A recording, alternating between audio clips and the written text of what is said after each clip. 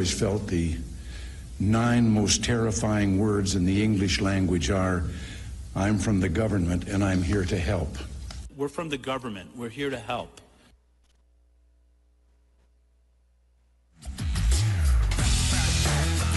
Ladies and gentlemen, this is a conversation. Please welcome Speaker of the House, Mike Johnson, with Newsmax's Rob Finnerty.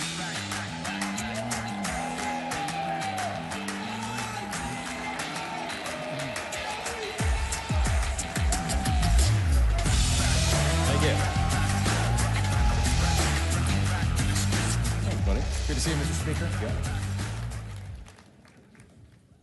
Well, thank you so much for being here. Look at all the patriots gathered. This is great. Fantastic. About to make America great again for the next 4 years. We want to thank Matt and Mercedes Schlapp for putting this together. On behalf of Newsmax, Mr. Speaker, thank you so much for being with us. Yeah. As everyone just heard, Kash Patel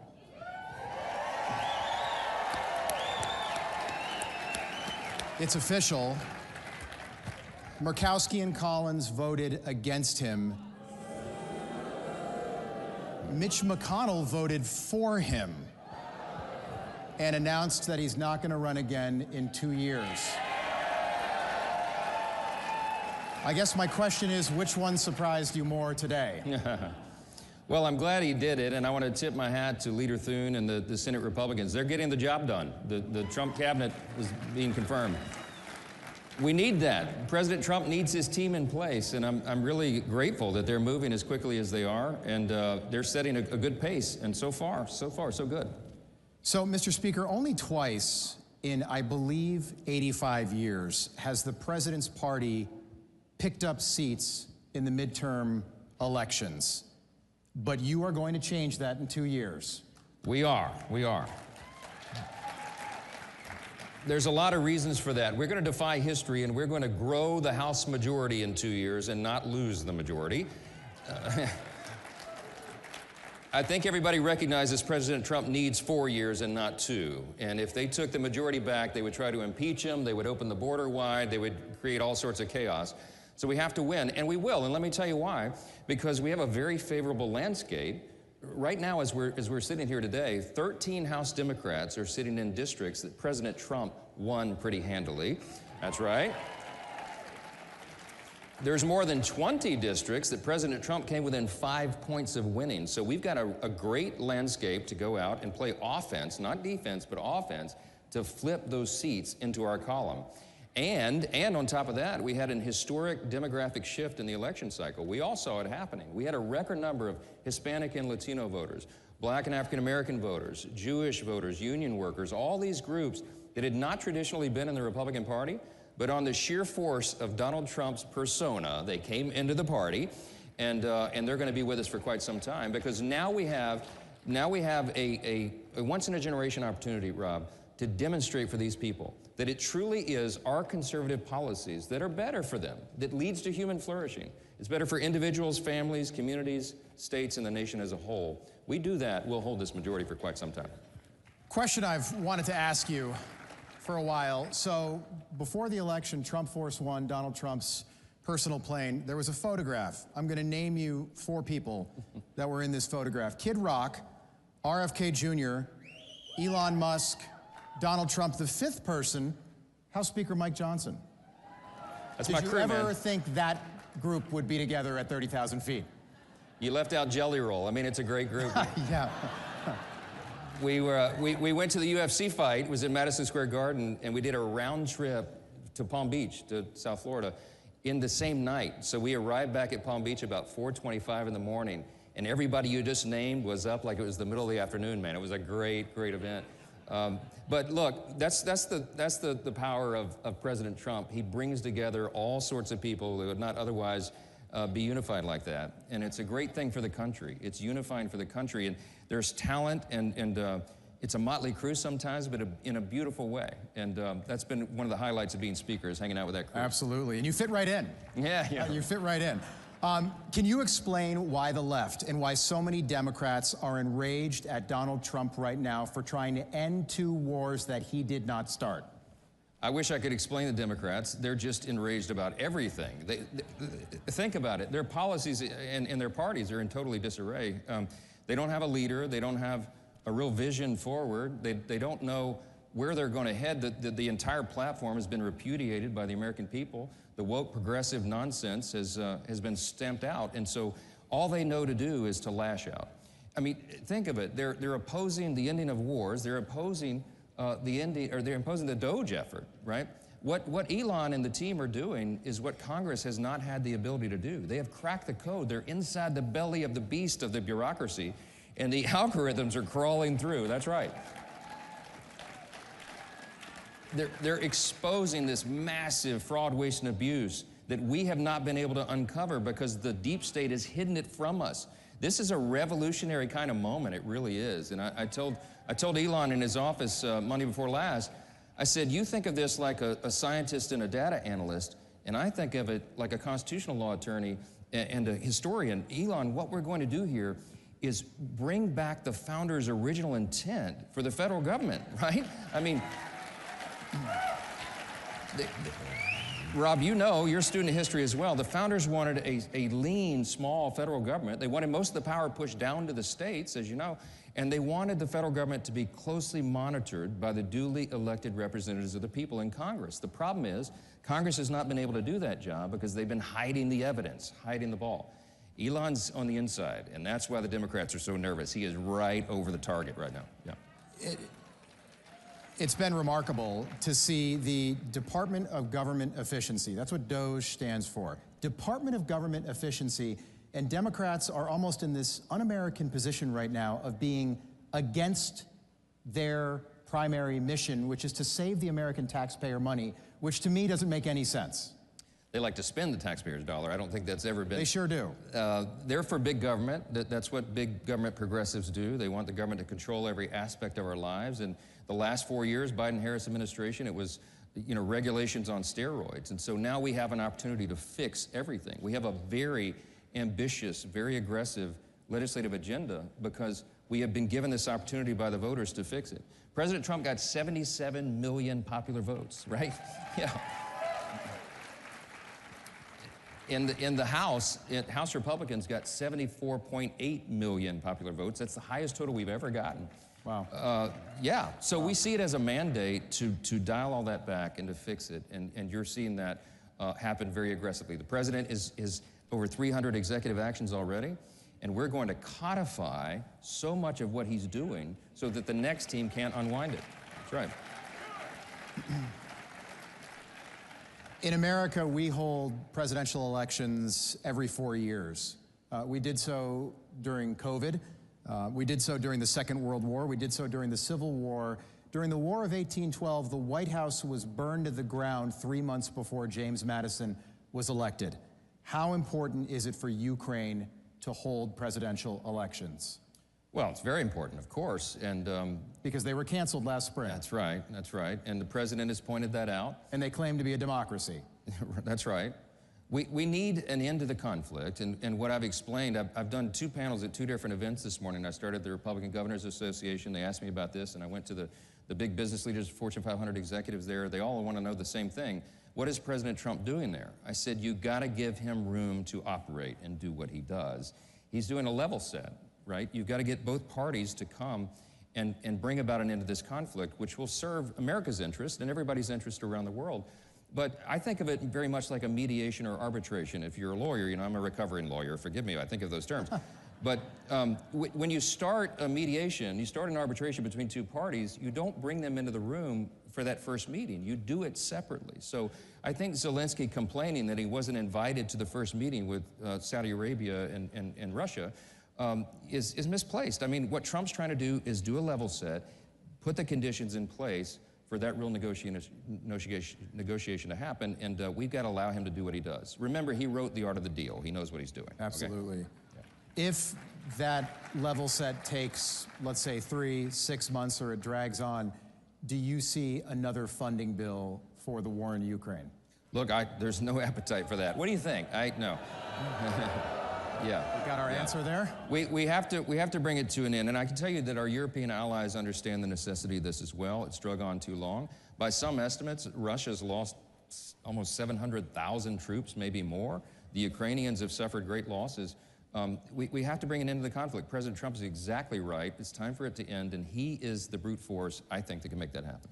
The president said that a percentage of DOGE savings could maybe go back to the American people in the form of what he called DOGE stimulus checks, something like 20%. How would that work? Well, look, I mean, politically, that would be great for us, you know, you send everybody a check, but really, we have to think of it, I think, in a... That just got everybody's attention, by the way. Yeah, I know. I just saw everybody look up all of a sudden. I know. Yep. But if you think about our core principles, right, fiscal responsibility is what we do as conservatives. That's our brand. And we have a $36 trillion federal debt. We have a giant deficit that we're contending with. I think we need to pay down the credit card, right? That's what I think we need to do. Mr. Speaker, we keep hearing about this one big, beautiful bill. Tell me how big, how beautiful? Oh, it's going to be so big. I shouldn't do it in that voice. So the beauty of reconciliation, and I don't want to get too deep in the weeds on the procedure, but normally you need a 60-vote threshold in the Senate to do anything of substance, but budget reconciliation is the one exception to the process where you only need 51 votes in the Senate, a bare majority. So we're going to use this reconciliation process to achieve most of the priorities that we ran on in the election cycle and that President Trump, that's right, committed to. So I could be here a long time listing all those things, but clearly it's the most important interest of the country. We're going to secure that border once and for all. We're going to do that. We're going to get the economy going again, American economy going, make sure that we don't have the largest tax increase in U.S. history, which is what would happen by default at the end of this year if we fail in this mission, because the TCJA, the Tax Cuts and Jobs Act extensions expire, the cuts expire. We're going to get the economy going. We're going to get back to American energy dominance in this bill. Yep. And we're going to take a blowtorch to the regulatory state, get the bureaucracy back in check. Lots of details, lots of subcategories under all that, but it's going to be a big, beautiful bill, and it has to be by necessity because that gives us the highest probability of success, remembering that I have a small margin in the House. One. I have one vote for much of this. What could go wrong, Rob? Right, it's going to be fine. Right. But everybody is committed to delivering the America First agenda, and that's why we're going to get it done. So, what is your working dynamic like with Senate Majority Leader John Thune, who for the first time in a long time, the Senate's got a bigger majority than the House right now? Yeah, they do. The Republican majority in the Senate has a larger margin than we do in the House. And so by necessity, the two chambers have to work very closely together, and that's kind of an innovation. It doesn't really happen in Washington. It hasn't so long as I've been there. But as soon as I became Speaker of the House in October 23, the first instinct I had was go meet with the Senate Republicans and let's align the two chambers. It just makes sense. It's common sense. So we're doing that. And you're going to see no daylight between the Republicans in the House and Senate. Yeah. Mr. Speaker, there was some reporting this week that the Democrats are planning what they're calling a super ticket in 2028, Kamala Harris and AOC. Are you prepared for that? Oh, let it be so. Let it be so. Wow. Is that real? Is that real? That's an actual legitimate, well, I use that word legitimate very loosely nowadays with the media, but that report is out there, we'll say. Wow. That's I don't know amazing. who would run for president and who would be VP. Oh, wow. Yeah. I so hope that happens. Do the Democrats, do they have a leader right now? No, they don't. They don't have a leader. Is there any leader at any level, or is it still Joe Biden? Well, he wasn't the leader for the last 4 years. They really are in a real bind. They don't have a leader, they don't have a vision, they don't have a platform they can run on. They have to do a whole cloth reinvention of the party, but they're very divided right now because they're in the blame game as they do the autopsy of what happened in the election cycle. So it's an interesting time. Look, our party's in great shape right now. We are very unified. We have a broadened coalition, that's exactly right. And we have the principles and the policies that truly are better for the American people. I think they've recognized that. You know what happened in the last 4 years, Rob, is that the woke progressive left tried so hard, they moved so aggressively, so quickly to swing that pendulum to the left, and it went all the way to the left and it clicked. And now it's coming back, right? We are a center-right country. We always have been, we always will be. And I think President Trump is seen as a force helping us to push that pendulum back in place. So we're going to seize that historic moment, and I believe we can bring about a much better outcome for the people and for the country. 2 questions. Elon Musk tweeted yesterday, quote, "The real reason so many Democrats are upset about entitlements is that they're using taxpayer money to attract and retain illegal immigrants, their future voters." Is that what you think the last 4 years at both our borders has been all about? 100%. They opened the borders wide. They did not care about the calamity and the heartache and the death, frankly, that it caused of American citizens, because it was a power play. They wanted to turn these people into voters, and they want to change the outcome of the census in 5 years. This is very serious, and we're going to be dealing with the effects of this, the catastrophe for years to come.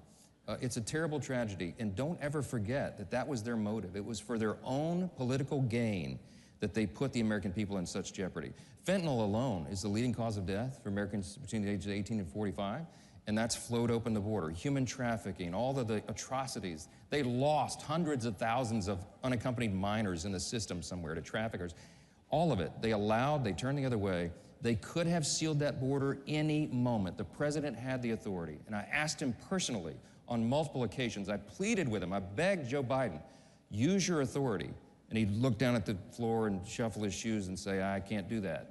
Well, the American people let him know how they felt about that. Can I ask you, now that the horse is out of the barn, Joe Biden is in Rehoboth Beach, retired, how did he seem during those moments where you were with him in person? It was only a couple of occasions. I talked to him on the phone a few more times than that. They didn't allow me to meet with him one-on-one for probably what is obvious reasons now. Yeah. But there's a, now widely reported story of something that happened, I think it was in early February of last year, when I was in the Oval Office and I asked him why he paused LNG exports. Like, Mr. President, why would you pause liquefied natural gas exports to our European allies? Because they're going to have to go to Vladimir Putin to get their needs met.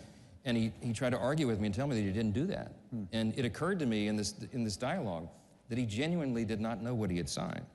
That they had put this executive order in front of him, and he didn't understand what it was. And that was a very alarming moment of realization for me. And I think the whole country knows now. But it was a dangerous time, a very perilous time for us, particularly in that last year of his administration. But thank God that President Trump is back in the White House, and we can restore this. I think, Mr. Speaker, this room knows you, but I think the American people are still getting to know you. And I thought this was wonderful. Your son is on the boxing team at the Naval Academy. Yeah. I didn't know that. How is he doing? Well, he's bigger than his father. He's doing great. He made it to semifinals in the brigade, championship last Friday, and lost in a 1-point split decision to a young man that was 3 years older than him and had been boxing about 6 years longer, I think. So he held his own. He's been boxing for about 7 months, okay? So 7 months and he's on the team? Yeah. He did jiu-jitsu for a long time. He's a tough kid, but this is a different kind of... Does he learn that from his father? Oh, yes, of course. I mean, of course. Yes. Of course. No, he's a tough kid. He's a great kid. He takes after his mother. Ladies and gentlemen, the Speaker of the House, Mike Johnson. Thank you. Appreciate it.